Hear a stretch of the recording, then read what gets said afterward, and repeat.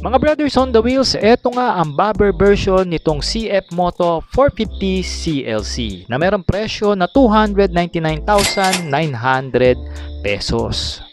Meron nga itong makina na 449cc twin cylinder na naka 270 crank firing. Of course, naka double overhead cam na rin ang kanyang valve train with 8 valves. Kaya nitong dumulon ng 14.2 horsepower at umaarangkada naman ng 42 Nm of torque. Syempre pa, naka fuel injected na rin ito with a rating of 26 km per liter at merong 12 liters fuel tank capacity. Naka-liquid cooling na rin ang mismong motorsiklo with the 11.5:1 pagdating sa kanyang compression ratio. Ang bore ni stock nito mga brothers is 72 by 55.2 mm.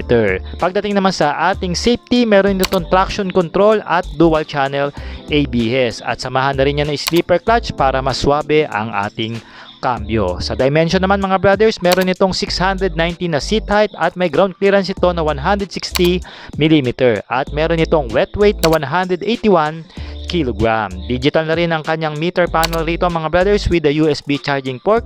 Dito sa harap mga brothers, meron itong upside down port pagdating sa kanyang front suspension. Ang kanyang gulong dito sa harapan is 130 by 60 at 16 inches na wheel mags. Dito naman sa likod, naka-centered monoshock ang motorsiklo at meron itong 150 by 80 na tire size with the 16 inches wheel mags rin.